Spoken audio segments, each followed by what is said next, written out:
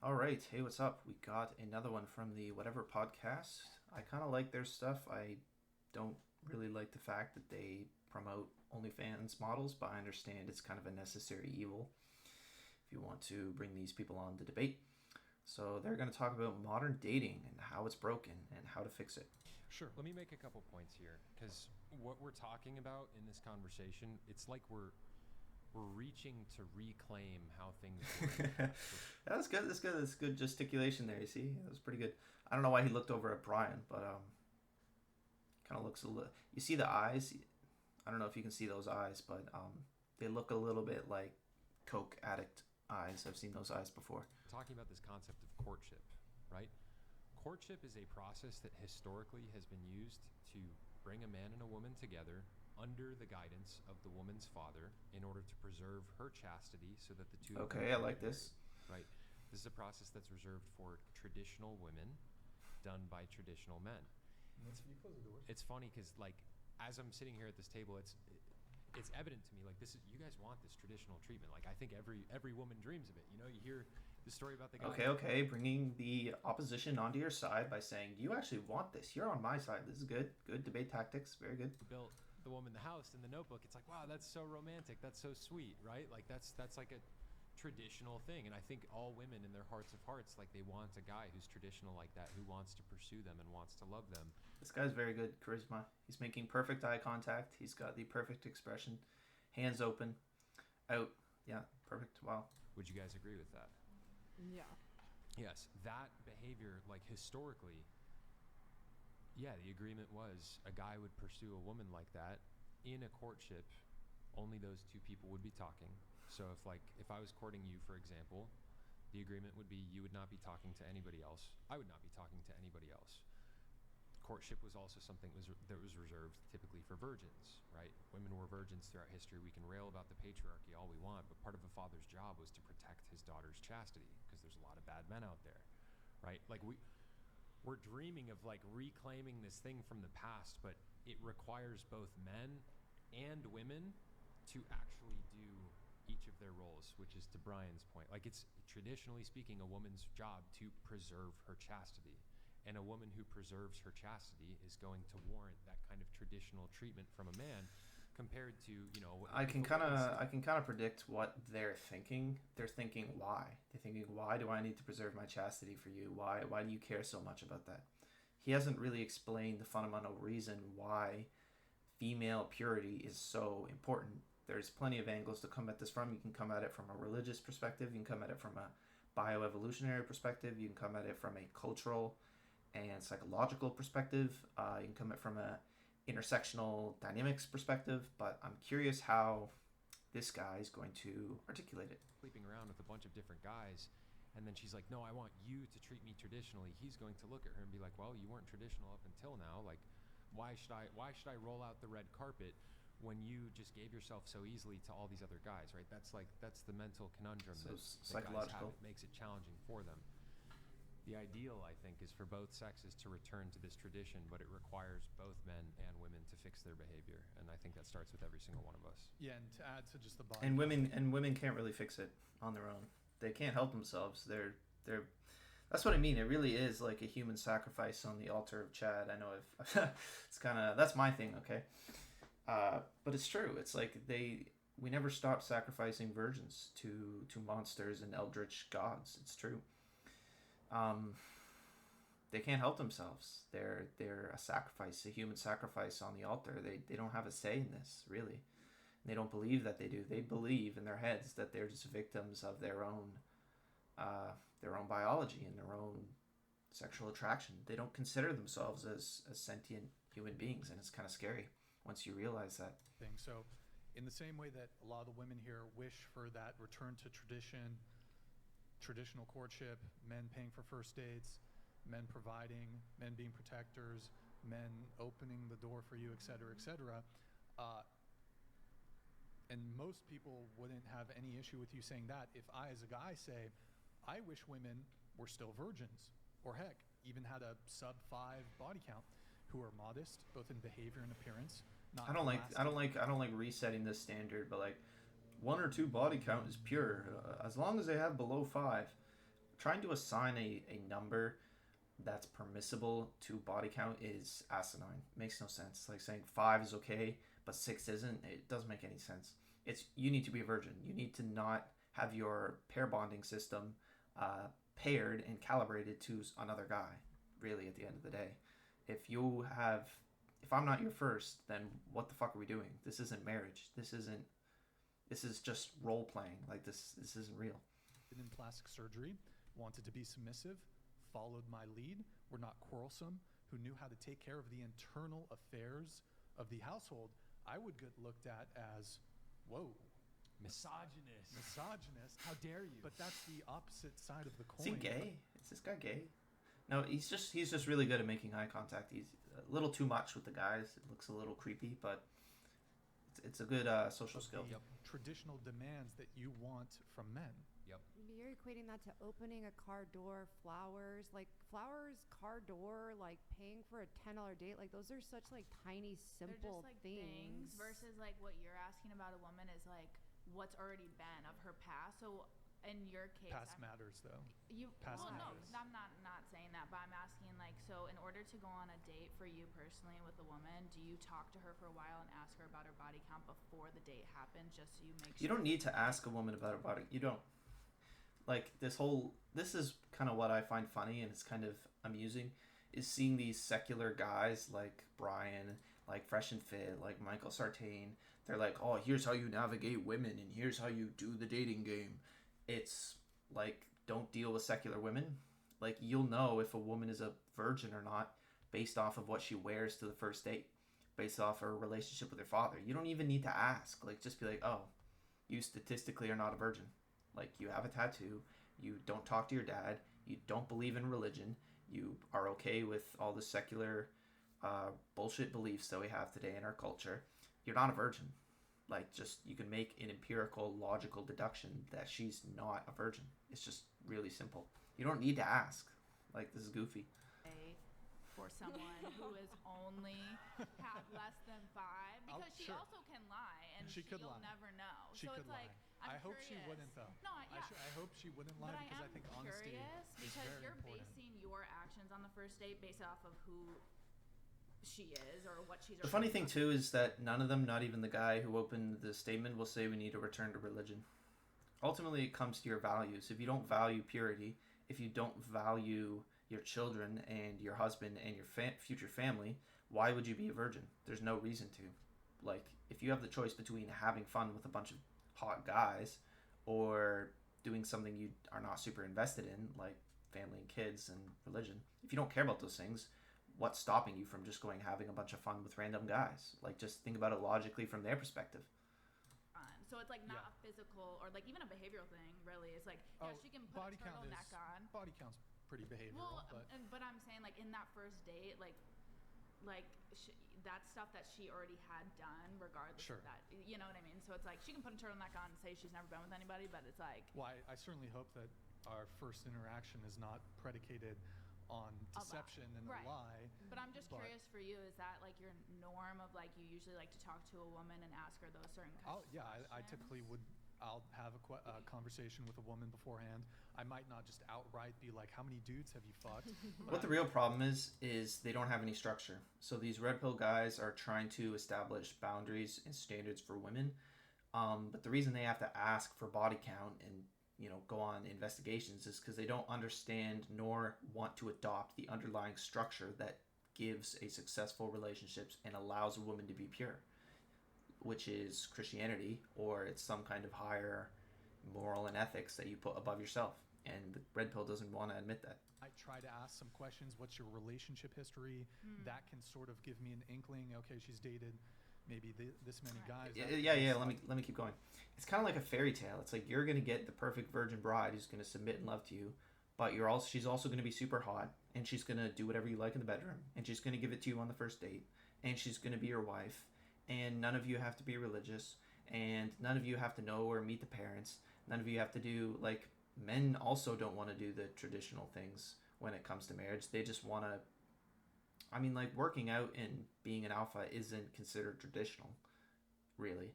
So that's kind of the problem too. Is the red pill doesn't want to do the traditional things either, which is you need to aspire towards a set of morals and ethics which supersede yourself. Light indicator, does she drink? Does she party? Does she go to bars, nightclubs, etc.? Let me look at her Instagram. That could potentially be an indicator. Granted, there's a lot of women who are very unassuming. They might be a bit shy. They might actually present modestly, but secretly they have quite a past. Yeah. So it's not always a perfect indicator, but we as men, we will try to suss out these things through alternative means.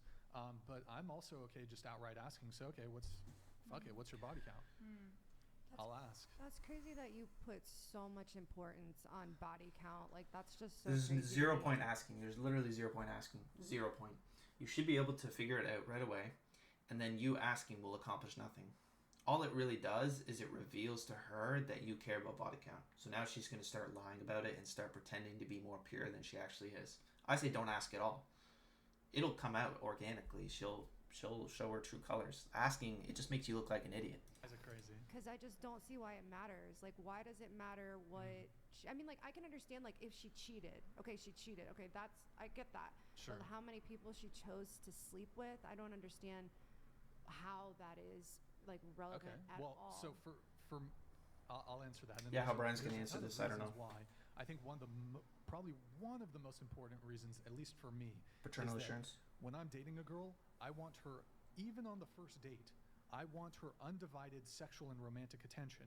If she's going out and dating other men, sleeping with other men, first off, that's not a woman that I even want to pursue. I want a woman to be properly single when I'm even first meeting her. And I think a lot of people don't move that way. So body count, your past, is proxy for promiscuity. Promiscuity is proxy for, there's a good chance that when I'm... Okay, so he's just going off a past relevant behavior argument. To me, it's more than that. It's infinitely more than that. But Brian's argument is basically, well, if you had sex in the past with other guys, what's to stop you from cheating on me or giving sexual attention to other guys in the future? Which, yeah, that's a good reason. Talking to her, when I meet her, she's got another guy in the picture. There's another guy that she's sleeping with. To me, that's gross. I don't want to... Just look at the divorce rate. That's a better argument because you can give them statistics. But this is true as well. But if you want to take Brian's argument to the logical extent, we'll say you're more likely to divorce me. And the statistics actually back that up. The chance of divorce doubles after the first partner count from about... I'll find the stats. I'll bring it up. Maybe I'll go find it in the next video. But it doubles after the first body count. And then it only continues to increase from there. I don't want to date you. I don't want to kiss you. I don't want to have I certainly don't want to have sex with a woman who's having sex with another man.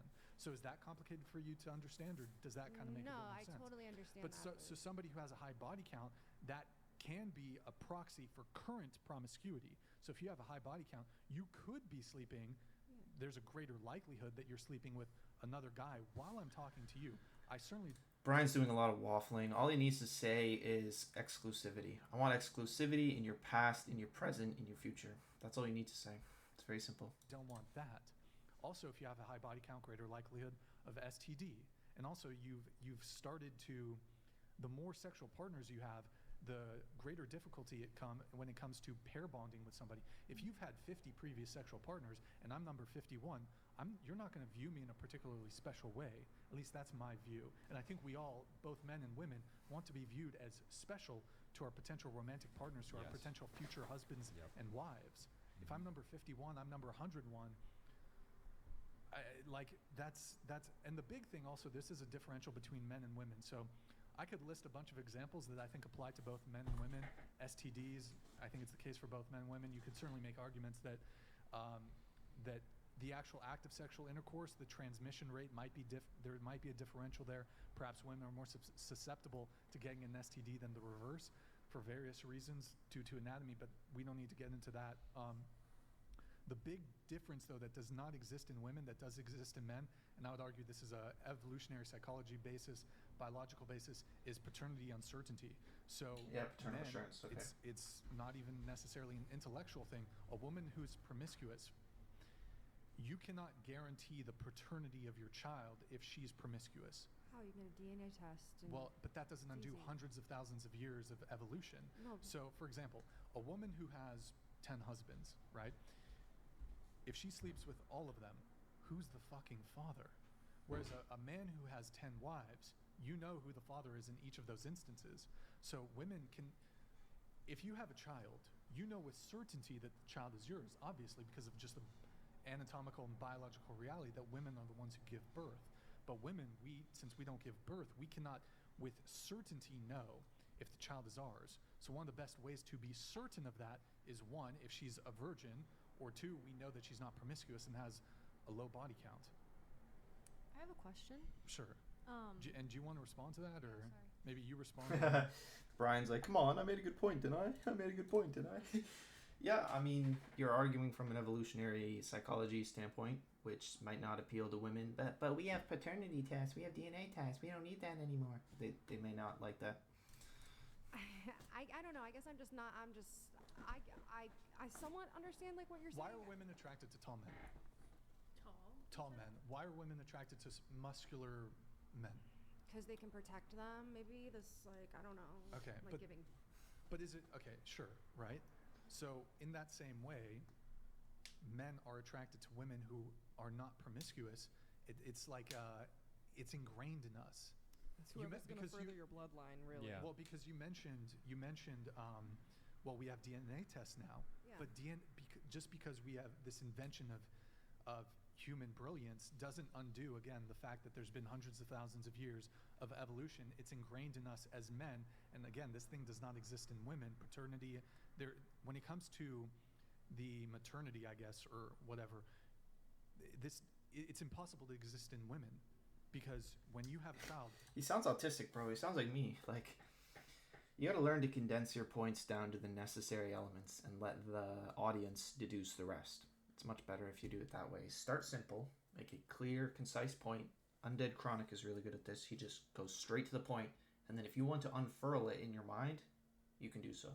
But instead of trying to Destiny Spurg, where you just ramble a bunch of stuff 100 miles an hour, it's like, make the main point, and then if they are smart, they can untangle it themselves, or if they want to ask you a question, they can be like, hey, what did you mean about X? And then you can be like, oh, I meant blah, blah, blah, blah, blah.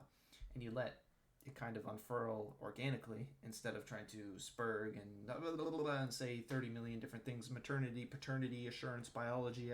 It's just, it's very unappealing to listen to. And I struggle with that too. But I know what to do, and I'm working on it. You know with certainty that's your child, but you could be hooking up with another dude. We don't know. That kid might not be ours. So, Yeah. so men have a more natural revulsion to female promiscuity than the reverse. Not to say that I think women are totally justified in taking issue and quarrel with male promiscuity. However, there's not that ingrained biological and evolutionary basis that exists in men. It's this simple. Let's say I'm talking to two women. Yeah, he realizes you need to simplify it. One of them has a 0 body count. The other has a body count of 50. Which one of them do you think I'm going to feel more confident in her being, like, which one do you think will inspire more confidence in her fidelity long term? 50. I'm just kidding. They're right there. Right, exactly. And it's a natural, immediate instinct. Right? And it's really that simple. It's like our biology, our DNA, like it hunts for that like purity. And Yeah. there is like a revulsion towards that promiscuity, because it is biologically very dangerous for a man to commit to a woman who might sleep with another man who he might end up raising the child of. But Like don't you think it's there's- thousands of years of like programming. All the women agree. Like, I'm used to watching Fresh and Fit where all the women are constantly yelling at them and screaming at them and disagreeing with them at every turn. I don't know what's going on here, but this is the most milquetoast, lame podcast ever. Don't you think there's purity in a girl that is loyal to you regardless of body count? Like she's We're talking loyal about to like you. sexual purity. Yeah, but I just mean like taking away body count. Let's say she has a lot of body count, but she's loyal to you. She's never slept with anyone but you since being with you. Isn't there purity in that too? It's like saying, if I'm a coke addict, but I'm gonna stop right now and I'm never gonna do it. See, there. That means I'm perfectly fine. I'm cured. I choose right now from this day heretofore that I'm never going to do coke again. And doesn't that purity and that me being clean from then on after, doesn't that mean something? It's like, well, it's pretty much your word against mine. Like, you're just saying you're going to be pure. It doesn't mean anything. It's about past relevant behavior, right? So very goofy. Like, why is it just like... I wouldn't call that like purity. I would call it loyalty. But the question of why it matters is like, for example, okay, so you could have a woman who has a 50 body count and she could be the most loyal woman in the world, but a man is still going to want to know, hey, how did that happen? Like like if a guy cares about body count, he's going to want to know, how did that happen? What happened there? What compelled you to sleep with all of these men? Like, what was the much simpler than this? They won't call like these guys are too nice. Women lie. A woman saying, "Oh, I've had 50 bodies, but I'm going to commit to you," could be a lie. It's just really that simple. Psychology, like he's probably going to want to understand that if it's something that he cares about, because ultimately at the end of the day, it's like, is this woman going to be loyal to me in the future? Like, loyalty is extremely, extremely important, obviously, to both sexes. You know, that's one aspect of it. Another aspect of it too is like Brian was talking about before, us men are extremely territorial when it comes to women that we're really into. Like, if a guy doesn't really care about a woman that much, like, he might not care if she's seeing other guys, but if a guy really likes a woman and he really loves her, he's not going to want to share her with other men in the present or in the past. You know, it's like sex is a very sacred thing. You know, especially from a man you're leaning very dangerously close to some religious.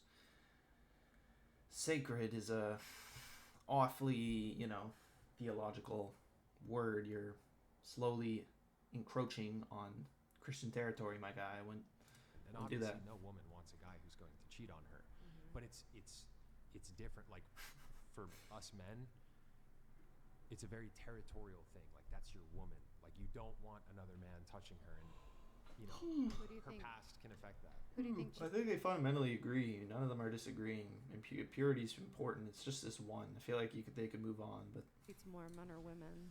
I think on average it's men. Why do you think I think that it's. is? I saw a stat the other day. I think it was like divorce statistics and how many of those divorces are filed because of adultery. And I think the statistic was like 34%. It was the woman cheating, and 38% was the man cheating. I think it was slightly higher for too men. much of a difference. What was your question though? You asked why do you think that is? Yeah. Well, I think it's biologically speaking, men, like, we have a biological drive to spread our seed as far as possible. It's just part of our nature. That doesn't mean it has to dominate us, but like, it's just part of our nature. You know, a lot of guys, like, guys will. I know guys who have cheated on their girlfriends, and they typically just cheat because they feel an impulsive physical desire, and that's real. Like, it's hard to describe what it's like being a guy, but like, when you've got testicles. Right, yeah, that's true, and that's something women don't empathize with or don't really understand. Ban all porn, and no sex is bad, and penis evil. It's like, if you had a fraction of the male sex drive women, you would be the most rampant whores. Like, when you see a woman who is promiscuous and she's slept with all these different guys, it's like, you don't even have male sex drive. That's embarrassing as fuck. It's like, there are men with like brutally difficult sex drives who are more pure than you. That's hyper embarrassing. It's like when women don't have emotional control. It's like, if a guy didn't have emotional control, he would be in jail. He would have killed somebody. He would have beat somebody up. He would have committed assault on somebody. Like, guys have the most emotional control. We have the most control over our sex drives and biology, and it's just something women have no concept of. Like, look at these people. They're just not a single thought in their head, bro. Testicles, like, your body's like, yo, we've got loads, we got to deliver, like, get them out, Yeah. It's different. Like, women are kind of wired more emotionally towards sex, whereas guys are much more like physical, like, I need to get this out of my system. And I think that's why guys more often cheat. Like, cheating for women is like, it's sex in general for women is typically a very emotional process. Like, if you, I imagine you guys would agree, like, if you don't feel an emotional connection with a guy, you're probably not going to want to sleep with him. Would you agree with that? Yeah. Yeah, it's not the same for men oftentimes. Guys will just have sex with a woman. I'm going to try to blast through some of these chats here that are going to come in, and hold on, I had one thing. Okay, I think that's kind of it. But yeah, I find the Whatever podcast to be kind of bland. Anyhow, it's not nearly as interesting or as boisterous and colorful as the Fresh and Fit podcast. But they make a good point. There is a biological element, there is a psychological element for promiscuity and purity. And yeah, this is very basic Red Pill 101. If you don't already know this, then you need to get studying, you know what I'm saying? But anyway, I'm going to head out, guys, so take care.